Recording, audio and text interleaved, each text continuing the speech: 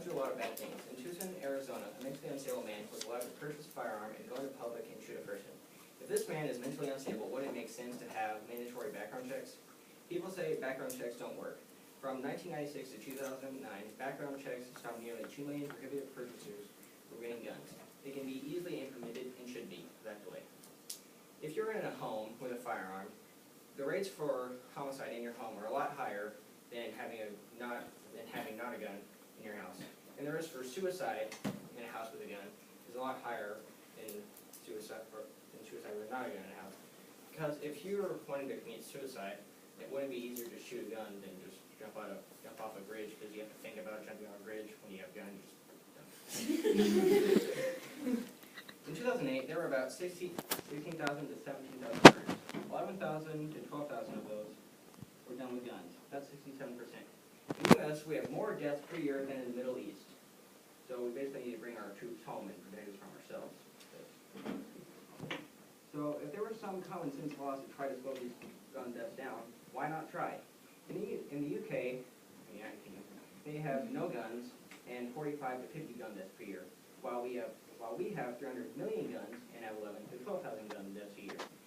And if 12 people get killed in a Colorado movie theater and 20 kids get blown to pieces in an elementary, I think we should really do something. But I don't think we can take away all the guns, because the South will rise again. There'll be another civil war over the guns, and that won't really solve anything.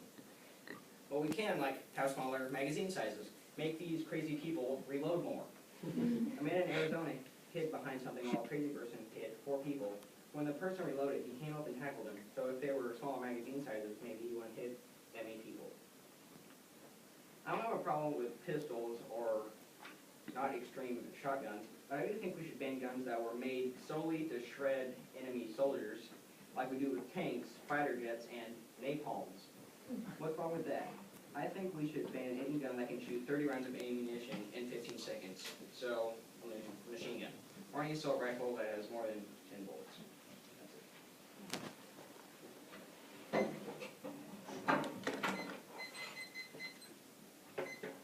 I'd like to start my debate out with 2 quotes from Adolf Hitler. Hitler once said, "History teaches that all conquerors who have allowed their subject races to carry arms have prepared their own downfall by doing so."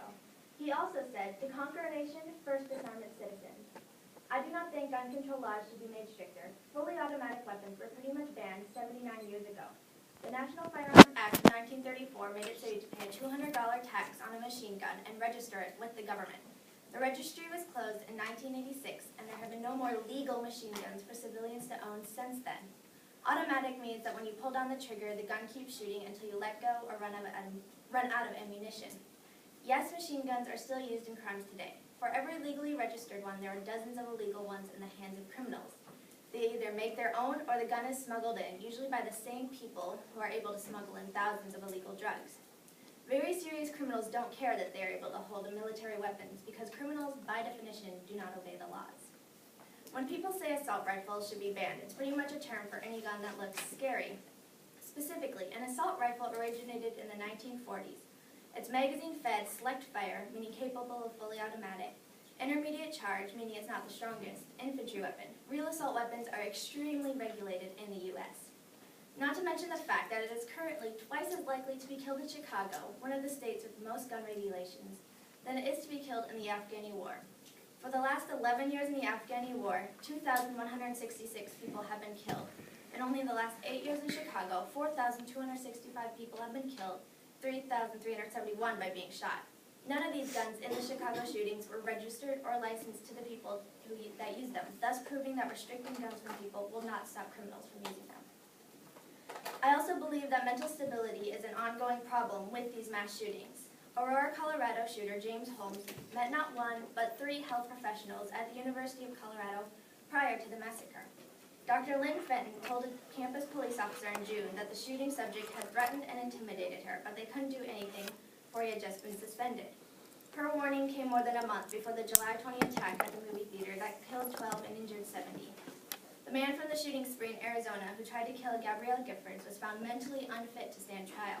It wasn't until after the killings that he was diagnosed with schizophrenia by a court-appointed psychologist. he started showing some understanding of his actions and expressed remorse, saying, "I especially cried about that child," referring to the 9-year-old girl he had killed. If these people had gotten help sooner, something could have been done to help them. Now let's quickly read over our Second Amendment in the Constitution. A well-regulated militia being necessary to the security of a free state, the right of the people to keep and bear arms shall not be infringed. The Second Amendment is in place to ensure that a militia can be raised. People without arms make up for a militia. National Guard is armed by the federal government and therefore controlled by the federal government. This is the point of the Second Amendment, that an armed populace exists at the local level. Also, there were 31,672 firearm-related deaths in 2010. Of these, 11,078 were homicides. Here are 6 things that kill even more than guns. Cars. There were 10.8 million car accidents in the U.S. in 2009. Alcohol. 100,000 people die every year from alcohol-related accidents. Tobacco. Almost 450,000 people die from smoking every year. Medical malpractice. Preventable medical errors account for 98,000 deaths every year in America. Obesity. Obesity kills more than 400,000 people annually. Government. In the 20th century alone, governments all over the world were responsible for over 260 million deaths of their own people. Stalin used government power to kill almost 50 million people. Hitler used government power to kill about 11,000 people. Mao used government power to kill between 30 million to 70 million people. Not to mention the fact that each of these terrible dictators started restricting and confiscating their people's firearms to leave them helpless. The problem isn't the guns. A gun doesn't force itself into your hand and make you pull the trigger. Guns don't kill people, people kill people.